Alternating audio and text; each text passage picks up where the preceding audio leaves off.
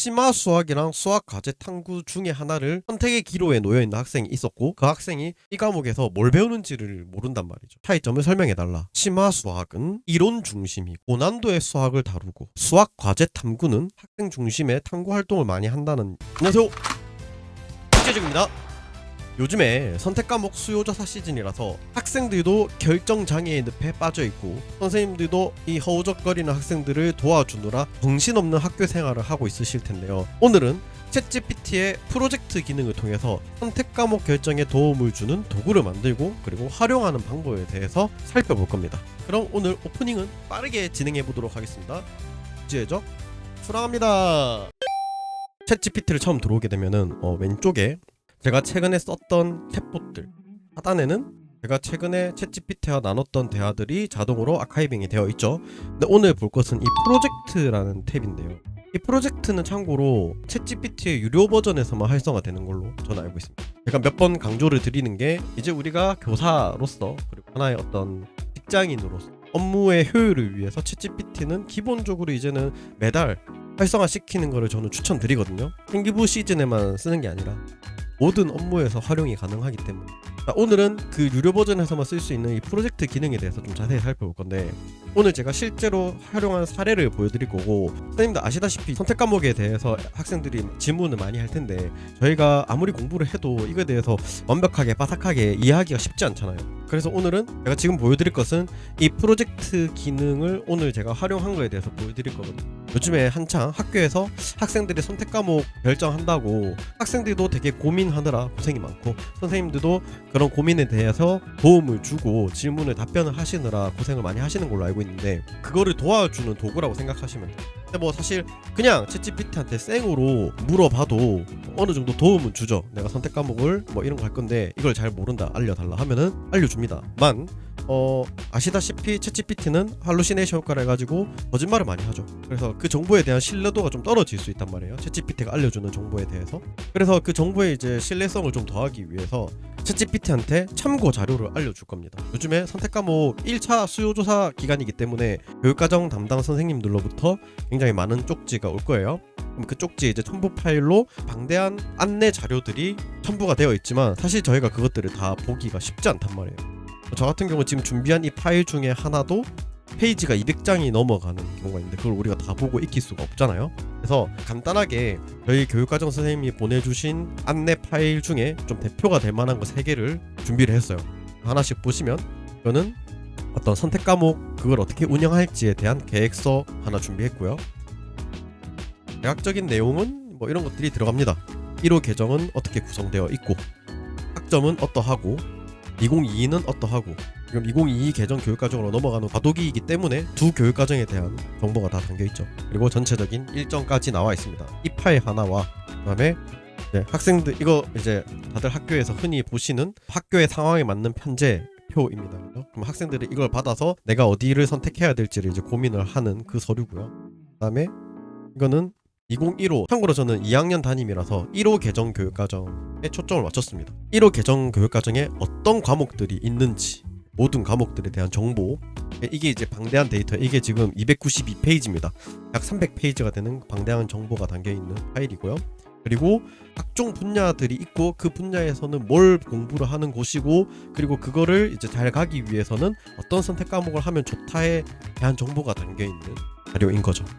대략적인 정보를 살펴보시면은 당연히 아시겠지만, 핵심 역량, 추구하는 인간상, 학점, 어떤 과목이 있는지에 대한 것들이 앞부분에 나와 있고, 서울대 같은 주요 학교는 특별히 뭘 보는지도 나와 있고, 애들이 많이 이제 고민하는 것 중에 하나가 고정과 윤리에는 뭘 배우나요? 이런 것들을 제가 과학쌤이다 보니까 모른단 말이야. 사실은 뭐 찾아서 읽어줄 수도 있겠지만 그런 시간들을 좀 줄여주겠죠. 수학 시간에 기하에는 뭘 배우나요? 실용 수학은 뭘 배우나요? 이런 것들이 수학쌤이 아니면 잘 모른단 말이죠. 수능 과목인지 아닌지 이런 것들 디테일하게 다 300페이지니까 있는 정보 없는 정보 다 있겠죠. 좀 아래로 내려서 과별로 어떤 과목이 필요한지를 한번 볼까요? 식물 생산학과 가려면은 뭐 어떤 과목을 들으면 좋은지 역시나 이렇게 추천 과목들이 나와 있습니다.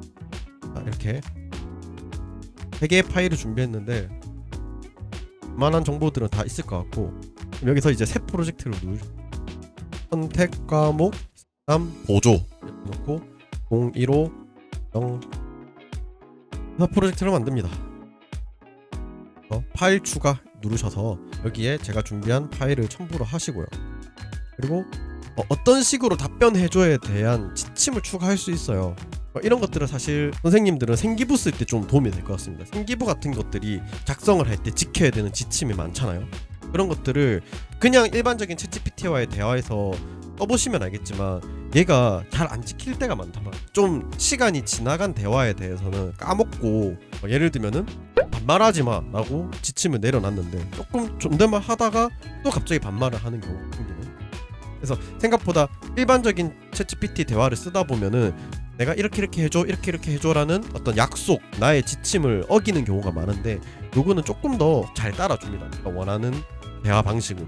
생기부 같은 거 쓰실 때 요 지침을 구체적으로 잘 적어 놓으시면 좋을 것 같아요. 근데 지금은 딱히 저와 대화를 하면서 지켜야 될 지침 같은 건 없으니까 뭐 이런 걸 할 수 있겠죠. 네가 잘 모르는 부분에 대해서는 지어내거나 거짓말을 하지 말고 잘 모른다고 솔직하게 말해줘. 이 선택 과목에 대해서는 사실인지 아닌지가 너무 중요하잖아요. 그런 것들을 검증하는 역할을 뭐 교사가 할 수도 있겠지만 애초에 얘가 거짓말을 안 하면 좋겠죠. 이제 여기서 대화를 주고받으면 됩니다. 그러면은 제가 오늘 그냥 실제로 했던 대화 예시를 좀 보여드릴게요. 학생들이 어떤 걸 질문을 했냐면 심화 수학이랑 수학 과제 탐구 중에 하나를 선택의 기로에 놓여있는 학생이 있었고 그 학생이 이 과목에서 뭘 배우는지를 모른단 말이죠. 배우는지에 대해서 차이점을 설명해달라 했더니 심화 수학은 이론 중심이 고난도의 수학을 다루고 공학 쪽으로 진로를 희망하는 학생이 하면 좋다. 있는 내용 강의형 수업이 주를 이루게 되는. 그 다음에 수학 과제 탐구는 탐구 활동 중심 탐구 프로젝트고 스스로 주제를 정하고 뭐 자료 수집 이런 일단 강의식 수업보다는 학생 중심의 탐구 활동을 많이 한다는 내용이 담겨있네요. 가서 없으니까 아무래도 수업보다는 학생들 발표 활동으로 많이 채워지겠죠. 그 다음에 표로 정리 잘 해주셨고요.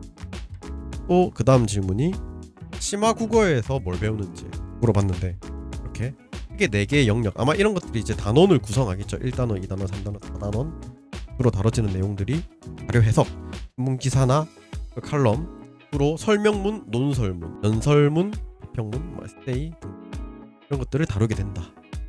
너네들이 고르면 좋느냐? 도전문학 감상은 뭘 배우느냐?